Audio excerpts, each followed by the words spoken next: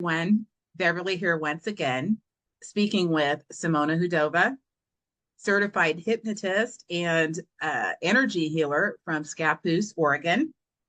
Good morning, Simona. Morning, Beverly. Thanks for having me again. Well, thank you for coming back to speak with us. Just a little recap. Last time we talked about energy healing and the fact that our bodies are basically comprised of electrical signals that are responsible for our heart rate, our blood pressure, our gut health, our brains functioning, but also our emotional states. You mentioned energy points in the body last time, known as chakras. And I'm just wondering if we can start our conversation with you explaining to us what are chakras. Alrighty, so chakras are points on the body which channels the energy. So it depends on how much energy you have. It reflects the chakras are responsible for it. They're along the spine. So you start with the root chakra, which is all the way down at the bottom of the spine. Then you have a navel chakra, which is around the belly button. Then you have a solar plexus chakra, which is located at your stomach region. Then you have a heart chakra that's around your chest. Then you have a throat chakra, which is in your throat, obviously. You have a third eye chakra, which is at within your eyebrow. And then the highest chakra, which is a crown, that's all the way on a little bit above your head, on top of the crown. Okay, so you're saying that there are 7 chakras: the root, the navel, solar plexus, heart, throat, third eye, and then the crown. Right. So do each of those perform different functions? Absolutely. The root chakra is responsible for survival, which means you need to be grounded. You need to meet your standard, survival requirements, which means the shelter, the food, the clothing. It's all based on primal survival. It's like the animal instinct that needs to be met. That's the lower chakra. It has the lowest vibration. It has a color red. And as I said, this is just for survival. Okay, so the root chakra is responsible for survival and meeting those basic survival functions. And then you said the color associated with that is red? Correct. Okay. So in order to make it you need to, in order to socialize or make a connection with a chakra, you need to find where your primal habitat is. Even might contradict, still, you might like desert, you might like ocean, you might like trees or green areas, and that depends on your association with your chakra, with your life. So different people require different environments, and they need to know which environment is the best for them to thrive. So if you live in an environment which is not comparable to you, then obviously you are having a really hard time connecting with the earth and with your survival. Right, right. So you could be having a hard time and not even know why. Your root chakra could be based in a particular area that you're unaware of, and yet you're living, say, far away from what that primal instinct is dictating to you. Makes sense. Okay, and then the next one that you discussed was the navel chakra. Navel or sacral chakra, that's responsible for the pleasure. It's pursuit of pleasure. It's the second step. So once you met your basic needs, now you want to learn more about life. You want to experience life as is, and you can experience it through the pleasure. So unless you give up your view of how you should interact with life and what a pleasure is, obviously most of the pleasures are really addicting, and the more you want to push it away, then it comes back. So the only way how to actually balance it is when you have pleasure, but you're aware of it and you recognize it, instead of going, full blown, just, oh, I want to eat chocolate the whole day. You can have a piece or two and enjoy the experience of having the piece of chocolate instead of stuffing your face. And at the end, if you're going to be eating chocolate all day, then you wouldn't enjoy it anymore anyway. Right. So it's about finding that correct balance, seeking the pleasure, but at the same time, not going overboard to the point where your pleasure becomes destructive. Exactly. Okay. And then the next center that you mentioned is what? That's actually a solar plexus. That's responsible for power. So it's about well-being, about inner balance. It's about self-confidence. And that is a struggle between, it's your free will. So you have a choice, and it's either yes or no, and also interacts with other people. And this is really crucial for people who don't have self-confidence or not assertive, and other people can manipulate them. So for example, you are the one saying, oh my gosh, I need to do this and this and this for those people. Well, it's your choice. You don't have to do it. You can say no. And it is your choice. So you need to be more assertive and be, honest and say, I don't want to do it, instead of saying yes to everything and then complaining. That's a big issue for a lot of people. Interesting. Boundaries. Okay. So again, this is a skill that is essential to leading a well-balanced life. The ability to set up appropriate boundaries, and also to develop your sense of well-being that's unique to you. Yeah. Great. Okay. And so then the next chakra is the heart. Right. So the heart chakra is for love, but some people, confusing love for, to say, sex, which is totally not true. Love is omnipresent, and it's the pursuing of your enjoyment of life. So it comes within. You need to feel the joy and meaning of the life, which brings you happiness, and it comes from within. As I said, it's there is a fine line above, people say love, but they don't mean it, or they don't even know what it means, because love is for everybody. It represents something else for everybody. Right. But also too, not only the love of another person, but the love of yourself as well. It is part of what will bring you joy and happiness, I think. Okay. And then the next chakra? That's a throat chakra, and that's your inner voice. So you need to speak your truth, and it's the creativity. So it's responsible for everything you do. Every person have their own creative way of doing things. And it doesn't mean, you have to be artist, or you need to be a painter, or, cook. It could be even mom at home, and she's creative. She's, working with a kid, helping them, she's teaching them. There's a lot of creative ways, and it's not only what, they perceive as the creative, that it can be a museum. Right. So it's authenticity is part of creativity, and it's part of living your truth.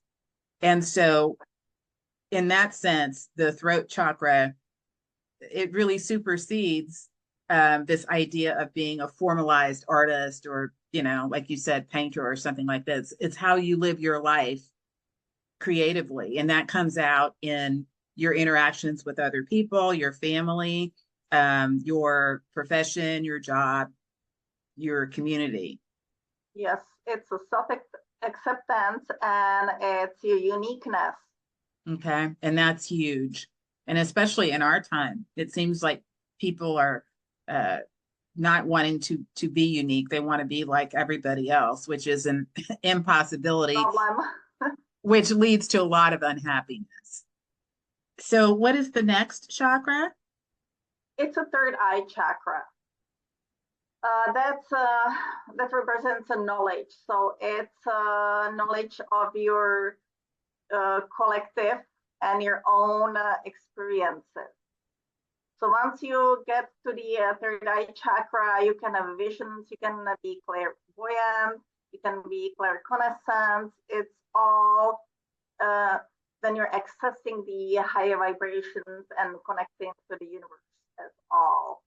So, that sounds like it is very much associated with the power of discernment, insight, and instinct as well. Self-awareness about the different inputs that are telling you very deeply about your environment and yourself and how you're interacting, Yes, and whether or not you're paying attention to that. So yes, that's the third eye chakra. yes. Okay. And then what was the last chakra? That's the crown chakra, which is a spiritual. So it's a pure spiritual consciousness, which connects us to the universal as whole. So you can associate, from when you're getting all the messages, when you're connected, you feel like you are the part of everything because it is. It's everything is connected. Okay. So what's really fascinating to me about this is that the chakras are an ancient way of describing what is now really coming into the fore in science, in terms of learning about the different ways in which our bodies record our experiences in life and not only affect our emotions, but also our physical well-being, our stress levels, our hormones, um, all of that is very much associated with the types of energy that we're carrying in our body. And yet, this ancient practice that you are talking about with regard to energy healing and the chakras is very much in keeping with what scientifically we are now um, recognizing. So, where do you feel knowledge of our chakras could be applied in our daily lives? How could that help people um, lead better lives? It's a knowledge of chakras. Everybody can learn how to use it to their own benefits. It's how you figure out which chakra or what problems you have and associate with the chakras, and then see how you can actually heal it. So, knowledge of the chakras is a way that somebody could actually learn to retrain their brain or their mind. Particularly, let's say if you had an issue with smoking, you want to stop smoking, or you want to be able to lose weight, or maybe rid yourself of a phobia or anxiety. Sounds like it would be helpful to know which chakras, which energy centers have contributed to your difficulty in terms of your weight gain or your smoking, and inability to stop. Does that sound reasonable to you? It is, but sometimes when people are indulging themselves too much, it becomes a habit, and then it's really hard to break. So even though you might train yourself on a chakra and how to cope with that, you can only cope. I would probably suggest to do hypnosis first and retrain the brain, and then continue once you are free of that habit.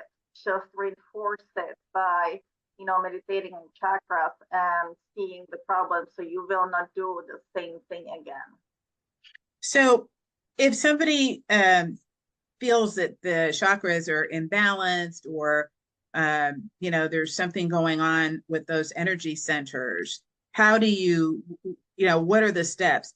How do you clear that and kind of get rid of those issues? Well, you can do meditation, and it's mostly on clearing and energizing the body and the chakras. You want to clear the body first, which means you can do a little meditation, which you can do at home, and it's really easy. And it's mostly the visualization of your body and the energy points and how the energy flows around your body.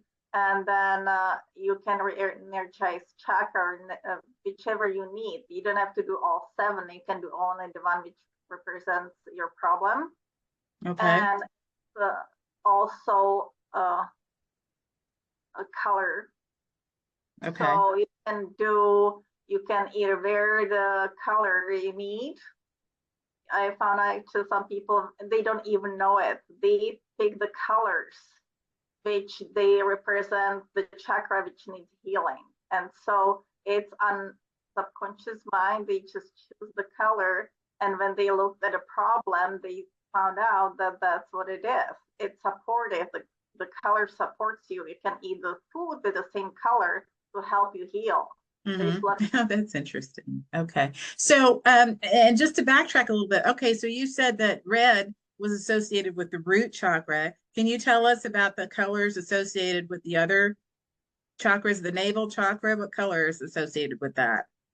Okay, so the root is red, the navel is orange, sacral is yellow, the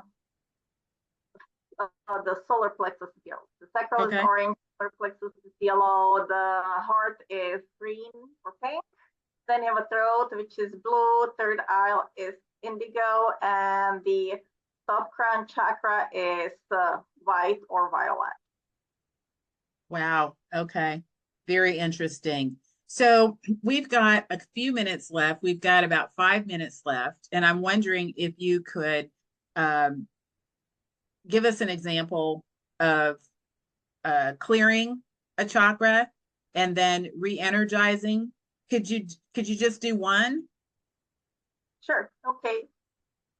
So yeah, you'll do the root chakra, which is the connecting and balancing and everything. You need to everybody needs to get a really good grounding right now. So let's do the little clearing, how you can just breathe and get a 5 visualization, clear your body, and then re-energize, the chakras, whatever you need. So let's go.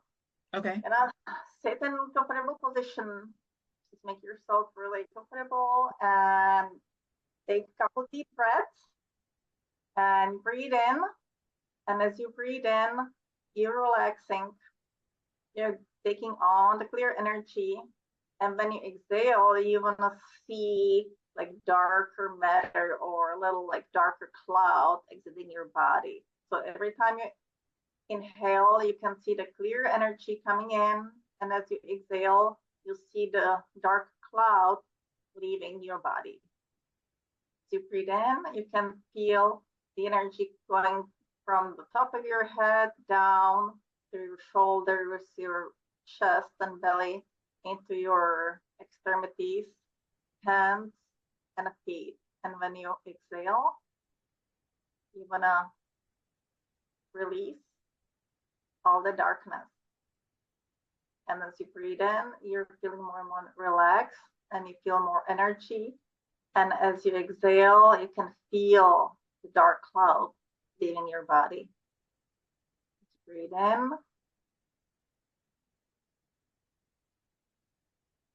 And then releasing. Breathing in energy and releasing. And breathing in and releasing. Breathing in and releasing. You can bring the light and clear energy through your spine. So go from the top again all the way to the bottom. You can feel the energy passing through body and spine. All the way to the root chakra and then all the way down to your feet. And then you can imagine it circulates around your body. So you can breathe in and go all the way through your body and through your feet to the ground. And then going around your body up again. And it's a little circle around your body. It circulates the energy and clearing your energy around your body. Now you want to concentrate on your root chakra, which is all the way down at the end of the spine. And you breathe in. You want to breathe in and concentrate on the chakra. And you want to see the red color. And it intensifies. And it's more and more intense. And it's just getting more and more reddish. And you can feel the chakra more energized. And so by visualization of the red color, you're enforcing the chakras. So breathing more in and breathe out. And breathe in and just see the chakra, which is more and more vibrant. Alrighty. Well, now take your time and get a little settled in and release. Alrighty, so this is how you can re-energize any chakra in the body. Just concentrate on the one which you think the problem is, and you can just re-energize it by thinking about the color and intensify it and clear it. Wow. Well, that's wonderful. Okay. Well, I want to thank you so much once again for explaining to us about energy points in the body, the 7 chakras, the root chakra, the navel chakra, the solar plexus chakra, the heart, the throat, third eye, and crown. Did I get that correct this time? Yes, you did. Thank you so much for sharing with us. I still feel like we're not done. No, We got yes, I can actually point out if we, people can see chakra as maybe like a pool, which are connected. And so each pool has different color and it's rolling with the energy and it feeds each other and goes around. Well, what happens if, you throw something in a pool? It will get stuck and the energy doesn't, or the water doesn't flow. And it's the same in the body. Once your chakra gets blocked, the energy doesn't circulate. Okay.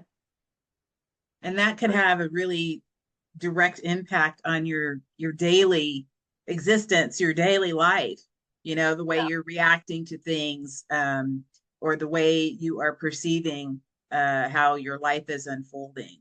So I can see where there's lots of applications for this. You've given us a lot to think about today. Thank you once again.